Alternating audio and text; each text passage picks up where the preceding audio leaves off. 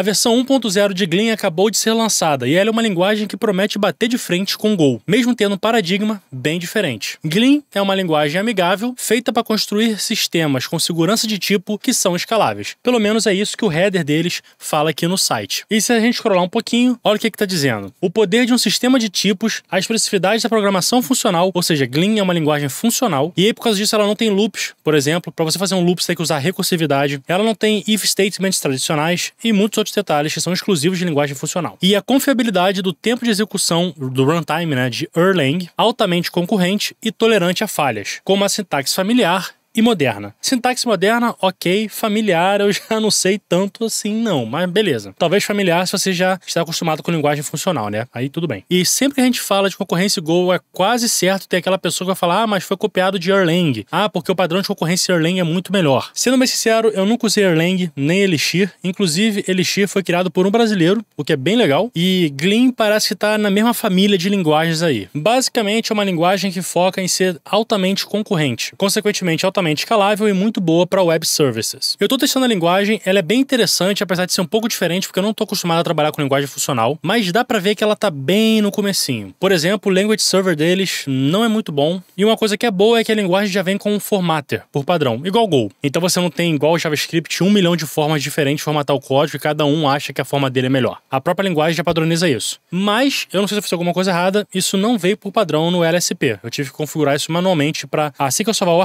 arquivo ser formatado, mas funcionou. Eu configurei o meu Nelvim para rodar a linguagem, o LSP tá funcionando e a formatação também tá funcionando, e eu não usei o plugin que eles recomendam, que é o Gleamvim. Eu fiz na mão mesmo. Mas enfim, vamos escrever um pouco de código Gleam para ver o que essa linguagem é capaz. Eu vou criar um programinha bem básico aqui, vai ser um Guess the Number. Para começar, você tem que instalar a linguagem. Eu vou deixar todos os links da release note, do site da linguagem, da instalação aqui na descrição, beleza? Mas para começar você faz Gleam, new e o nome do seu pacote. Eu vi que ela tem muita coisa parecida com Rust, tá? Mas beleza, vamos lá. Vou colocar aqui Guessing.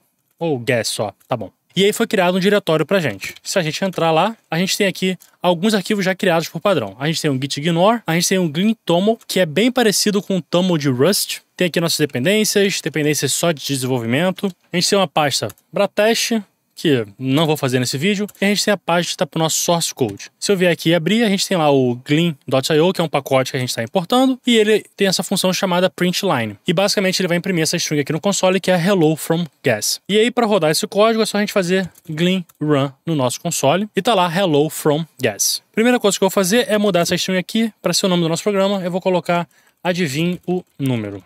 E aí, como eu disse, a gente não tem loops em Gleam. Então a gente vai ter que fazer uma função recursiva. Para fazer isso eu vou criar aqui uma outra função que vai ser, sei lá, play, e ela não vai retornar nada. E aqui eu posso criar o nosso número random. Então, para declarar uma variável, a gente usa aqui o word let, eu vou botar aqui a x igual, aí eu vou ter que importar um pacote. Pelo que eu vi, a gente não tem auto-import, pelo menos eu não consegui configurar. Então eu vou importar aqui o gleam/int.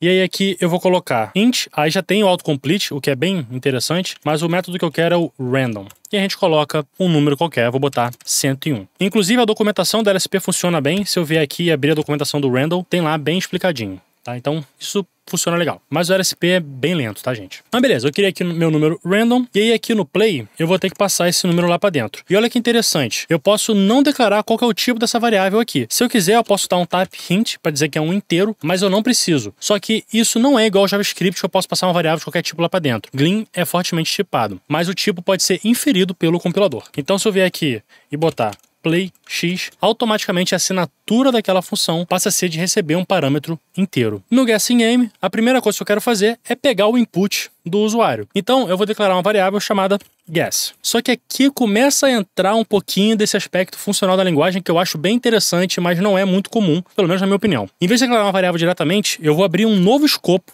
aqui dentro, e o que for retornado desse escopo é o que vai ser colocado dentro da nossa variável guess. E o que eu quero aqui dentro? Eu quero ler o input do usuário. Nesse caso, a standard.lib de Gleam não tem essa funcionalidade, mas tem uma coisa muito legal que a gente pode usar o pacote Erlang de Gleam, e aí a gente pode chamar as funções de Erlang diretamente aqui do nosso código Gleam. Para fazer isso, a gente faz o seguinte, a gente vem aqui no nosso terminal e a gente vem Gleam add, e tem o pacote Gleam Erlang. Então a gente já tem um gerenciador de pacotes da própria linguagem, o que também é outro ponto muito positivo. Agora que isso está adicionado, eu posso trazer ele para o escopo aqui, fazendo import gleam/erlang. E esse pacote Erlang, ele tem um método chamado getLine, que ele vai ler o input do usuário. Então, se eu vier aqui e botar letInput, criando uma nova variável, eu posso chamar o erlang.getLine. E aqui eu posso passar uma string que vai ser mostrada para o usuário na hora dele escrever o input dele. Então, eu vou colocar, por exemplo, qual o seu chute. Beleza? Se eu salvar, isso é bem legal, o formato já está funcionando. Mas aí agora, se a gente vier aqui no nosso input, a gente vai ver que ele é do tipo result. Quem está acostumado com Rust já sabe o que é isso, mas basicamente é um tipo que ele ou vai guardar um valor válido, ou ele vai retornar um erro, caso aquela função retorne um erro. Então a gente precisa garantir que esse valor é válido antes de começar a usar ele. Isso também é uma excelente coisa para null point safety, coisa que a gente não tem em Go, que é bem chato, mas enfim, faz parte. E para garantir que essa função deu certo, ela não retornou nenhum erro, eu posso escrever um assert aqui. Caso ela dê algum erro, vai acontecer um pânico e o nosso programa vai fechar. Nesse caso aqui, não tem muito problema. Então a syntax para fazer isso é let assert, ok, e o nosso input. E agora o input, ele não é mais do tipo result, ele é do tipo string e a gente pode usar ele diretamente. E agora eu quero transformar esse input no nosso guess. Eu não quero uma string, eu quero um número. Então eu tenho que parsear esse input para ser um número. E aqui entra uma parte legal de programação funcional, que são os pipelines. Então o que eu posso fazer é botar aqui o nome da nossa variável, input, e aí rodar um pipeline. No caso, a minha fonte, ela deixa esse símbolozinho aqui, mas basicamente é essa sintaxe aqui. Eu só botei um espaço para ficar mais fácil de visualizar. Esse input, eu vou passar ele para uma função do pacote de inteiros, que é int.parse. Só que antes disso, aqui nessa getLine, o caractere de newline está salvo na nossa variável. Inclusive, se o usuário der um bando de espaço, também vai estar salvo. Então, antes disso, eu vou fazer um trim na nossa string. Então, eu vou de novo usar mais um pipeline e vou importar mais um pacote, que é o pacote string. E aí, aqui eu vou colocar o pacote string. De novo, já estamos com autocomplete, mas o método que eu quero aqui é o trim right. E aí aqui no caso, o que a gente tem, a gente chama de implicit return. A gente não precisa colocar para retornar esse valor. Ele vai ser automaticamente passado para dentro dessa variável guess. Então eu posso salvar esse código aqui e se eu for ver, o nosso guess ele é um result. E aqui eu poderia de novo fazer o let assert ok o nosso guess. Só que eu não quero fazer isso, porque se por acaso o usuário colocar um input que não é um inteiro válido, eu quero dizer isso para ele ao invés do nosso programa hesitar. Então eu vou apagar isso aqui.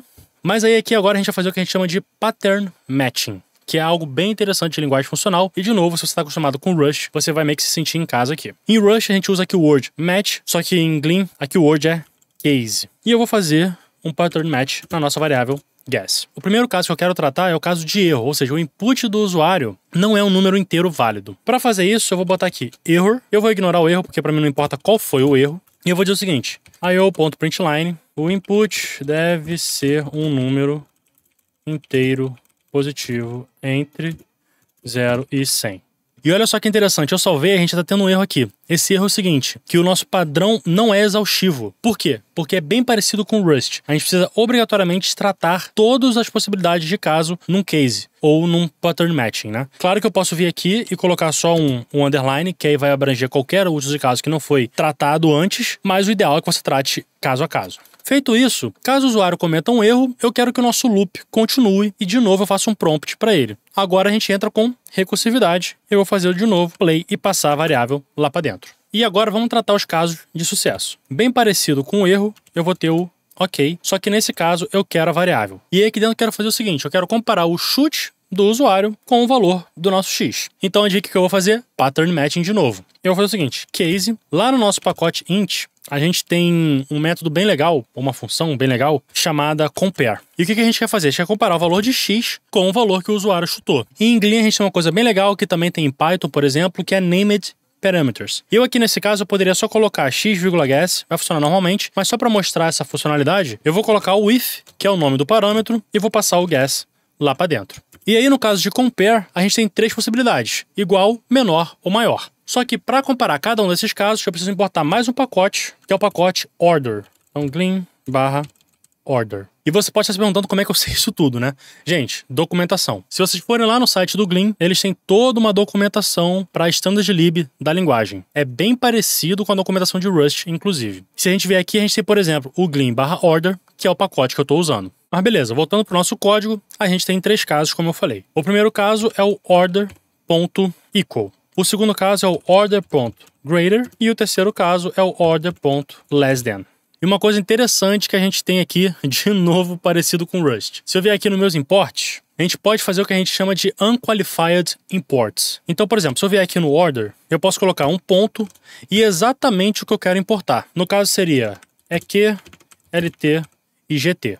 E aí, se eu for lá embaixo, eu agora não preciso mais do nosso Order. Eu posso só colocar aqueles tipos direto. No caso do nosso EQ, a única coisa que eu quero fazer é dizer para o usuário parabéns. No caso de Grader, eu vou de novo abrir um escopo, vou mandar uma mensagem para o usuário dizendo que o palpite dele foi muito baixo, porque o valor X é maior do que o valor dele. E aí, de novo, a gente vai ter que fazer a nossa recursividade chamando a mesma função. Então vai ser play, passando o X lá para dentro. E aqui no caso de igualdade, ou seja, o usuário acertou o número, a gente não vai fazer essa recursividade e é aí que a nossa função vai retornar, vai acabar o nosso loop. E por último, a gente tem o caso LT, que vai ser basicamente a mesma coisa que isso aqui, só que em vez de valor abaixo, vai ser valor acima. Eu vou salvar para o nosso código ser formatado e eu acho que é basicamente isso, gente. Vamos rodar o nosso código aqui para ver o que acontece.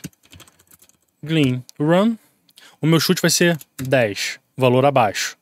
20, valor abaixo. 30, 40.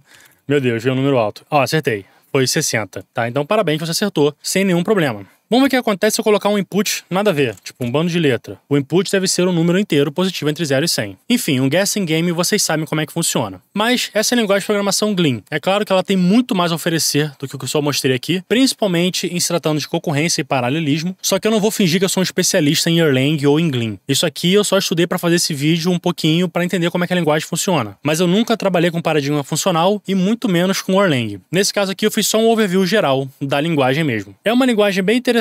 É claro que o ecossistema está muito imaturo, a versão 1.0 acabou de ser lançada, o LSP não é dos melhores, apesar de ser bom, mas é de fato uma linguagem muito promissora. Vamos ver o que a gente vai conseguir extrair dessa linguagem nos próximos anos. Por esse vídeo é isso, gente. Se você gostou, não esquece de se inscrever no canal, deixar o seu like e até a próxima. Valeu, tchau, tchau.